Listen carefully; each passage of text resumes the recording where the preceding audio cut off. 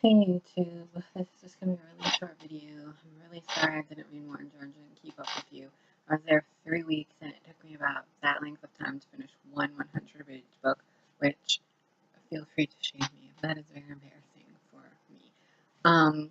But I am from Chicago and the sun was very alluring and it seduced me, so I just went outside every single day and did a bunch of fun stuff. But I met some new friends down there that were friends of my fiance's, and we walked around the bookstore, and we started talking about books, and he kind of inspired me. He was saying he wished he had time to reread the books he loved as a child, and he was particularly a fan of Anne Rice, which at one point I was in my life, although she's like a little problematic to me. I still do kind of enjoy her books.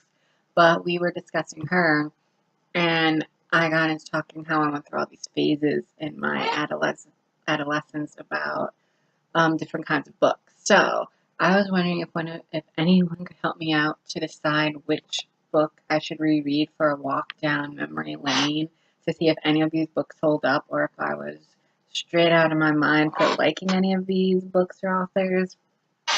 So I'm just going to tell you which books I have here that am interested in rereading, and if anyone cares, you can tell me in the comments or give me a shout out. So I have a high fantasy. I actually didn't really go through a fantasy phase, but I have 3 favorite series, and this is one of them. Sadly, it was supposed to be a saga, and she only wrote 2. I did check up on her, and apparently she's still writing the 3rd one, but I'm not holding out too much hope because I looked that information up 2 years ago now. So we'll see. But these 2 books are so amazing.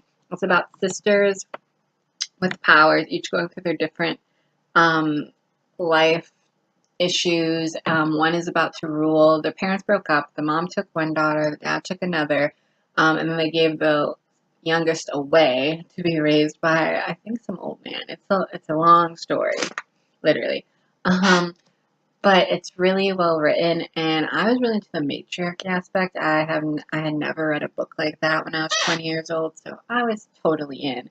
But it's amazing, and I'm considering this one. I have, of course, Rachel Cohn book, Gingerbread. This was the first book I ever read of her, and it's still my favorite. It was a series, and what I liked about this is when I was a teenager, a lot of the books about teenage girls my own age were mainly their goals in the book were to get some popular jock who wasn't worth their time at all, in my opinion, to think they're cute or date them or love them or whatever. And as like asexual, even though I didn't know back then, I was not into that. Any time it seemed mostly goal oriented for boys, I was out. I didn't even finish the book. But this one is, especially the first book, is mostly just about her trying to cope over having a traumatic life instance and trying to keep it a secret from her very conservative parents. And she's just a really new character, and she dreams of New York City, and at the time so did I, and I loved it. So this is an option. And then I went through a teenage boy series because, like I said, I got sick of all the teenage girls books all the writers seem to think that boys and being cool was all girls my age cared about, which was not the case for me. So I tried a lot of Kevin Brooks books because he did tend to write more about boys, and I thought they were very well written. They're actually darker. I could totally see them becoming a CW show filled with action and fighting. And this one, I think he has like he sees things psychic, or he can see past memories. It's about 2 brothers trying to track down their sister's killer and reclaim her body, with crime elements involved, and just a lot of intense, dark drama for a YA book. So I would consider this one too. If anyone's interested in that, tell me. Finally, vampire phase. Right before Twilight, I was actually into vampires before they were cool.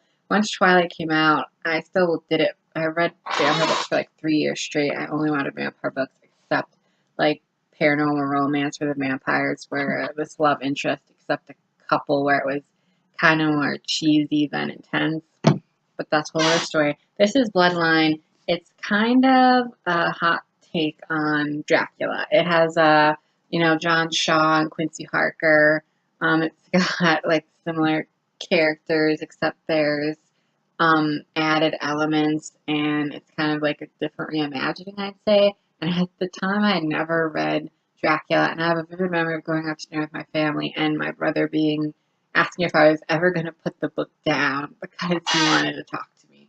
That's how into this I was. And there was a sequel. It's by Cary. I actually should look her up to see if anything else, but I love vampire books, so I would totally read this one and review it. If anyone's interested in any of these book reviews, please just tell me, and it will be my apology for not posting more. So anyway, okay, so I gotta get ready for a geek party for C2E2, which I'm really excited about, but I want to do this really quickly. I hope you guys had a great March, and I hope to see you more in April. If not, forgive me in advance. Alright, see you later, guys and girls, and anyone.